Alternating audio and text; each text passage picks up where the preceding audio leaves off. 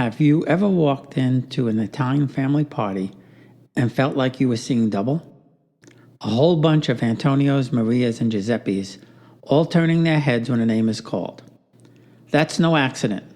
For centuries, Italian families have followed a set of unwritten, unbreakable naming rules. It's a code that honors family history and tells a fascinating story about Italian culture. And today we're cracking that code. This isn't just about picking a name that has a nice ring to it. This is a system, a hierarchy, a tradition soaked in history, respect, and a deep connection to the past. It's a practice that turns a simple name into a living family tree, making sure the names of ancestors are heard in the laughter of their great-grandchildren. It's why so many Italian families seem to have the same cast of characters, generation after generation. So if you've ever wondered if there's a method to this beautiful madness, then you're in the right place. A code of history and faith. So to really get these rules, we first have to ask why. Why is there such a strict system of naming kids after their grandparents? The answer is buried deep in the heart of Italian culture, where family isn't just important, it's everything. This tradition is ancient, born from a powerful need to honor the family line and to keep the memory of ancestors alive. It's a profound sign of respect for the elders who built the family.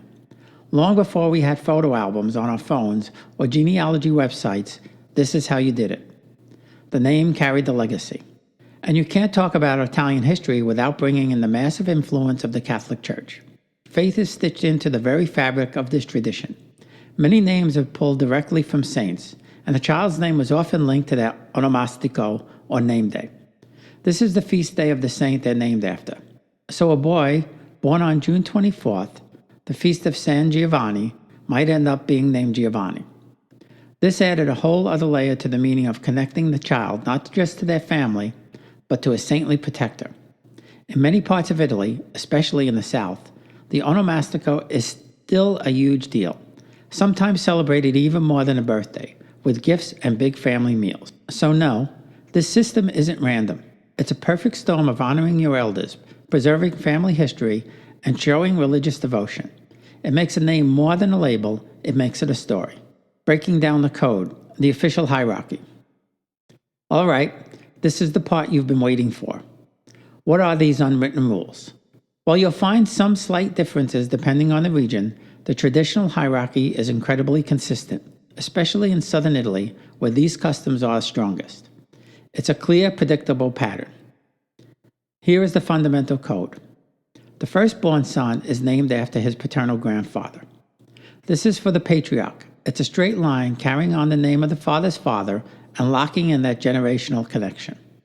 So if your dad's name is Angelo and his father's name was Giuseppe, there's a very good chance your older brother is named Giuseppe. Next up, the second-born son is named after his maternal grandfather. This brings the mother's side of the family into the spotlight, making sure her lineage is so honored. So, if your mom's dad was named Antonio, the second son gets his name. The pattern for daughters is an exact mirror. The firstborn daughter is named after her paternal grandmother. She carries the name of her father's mother, forging that same powerful bond on the female side of the family. And you guessed it, the second-born daughter is named after the maternal grandmother. This act completes the circle, honoring all four grandparents and making sure their names live on. It's a system of almost perfect balance, and you can see how quickly it leads to a whole lot of cousins with the same name. If a grandfather named Francesco has 5 sons, and each of them has their own firstborn son, you could easily have 5 little Francescos running around at the next family barbecue. It might sound chaotic from the outside, but inside the family, it's a beautiful sign of unity. If you're finding this secret code as fascinating as I do, and if you love geeking out over Italian traditions, do me a solid and hit that subscribe button. We have so many more stories to share about Italian culture, history, and food, and you won't want to miss a single one. And don't forget to visit our website, www.italiangenealogy.blog. What happens when you run out of grandparents?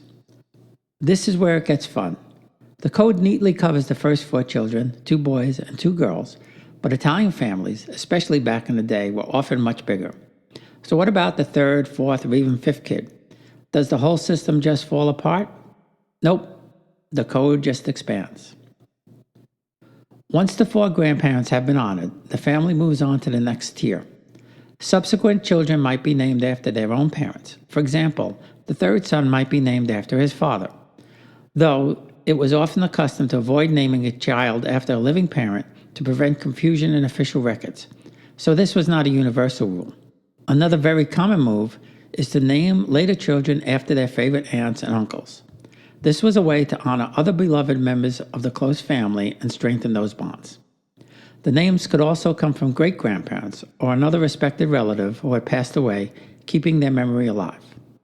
And of course, the saints are always there for backup. A child might be named for a patron saint of the family's hometown or a saint the parents feel a special connection to. This is especially true if a baby is born on a specific feast day. A boy born near Christmas might be named Natalie, or a girl born around Easter could be named Pasqua. So the system doesn't really end, it just broadens its horizons, pulling in more layers of family, faith, and community to find the perfect name. It's proof that in Italian culture, you never run out of family to honor. Modern twists and regional flavors. Like any other tradition that's been around for centuries, the Italian naming code has changed with the times and isn't followed the same way everywhere.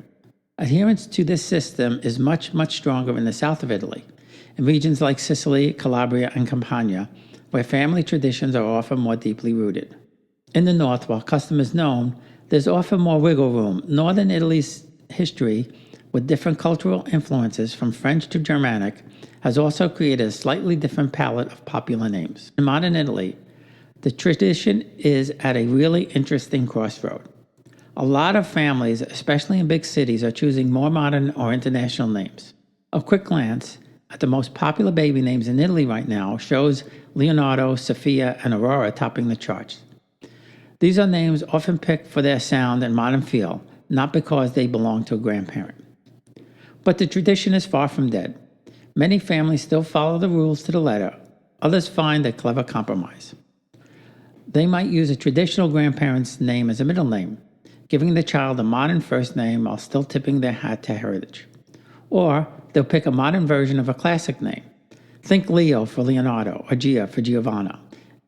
And nicknames are clutch. A boy might be formally named Giuseppe after his nonno, but everyone just calls him Pepe to tell him apart from his uncle and cousins. My dad was Nicolino, or Little Nicky. This mashup of old and new is the perfect example of how Italian culture is always evolving. It respects its deep history while living fully in the present. Even as some of the old rules bend, the values underneath, family, honor, and memory, are still as strong as ever. In my own family, many of my older aunts and uncles followed the tradition in America. My mom's family had several Lou's and Francescos or Frank. Same with my dad. Interesting that my dad's oldest brother did not follow this as he married an American. My dad's father wanted my brother to have his name Ubaldo, but my parents felt that this would not work in the United States in the 1940s. One crazy fact is my mom's Uncle Dominic, or Zimanguch. There were 4 Dominics, or Dominicos, born before him that died as children in his family. So, the unbreakable naming rules of Italian families. They're way more than just a quirky custom. They are a living code connecting the present to the past, a system built on respect to make sure the names and memories of ancestors are never forgotten.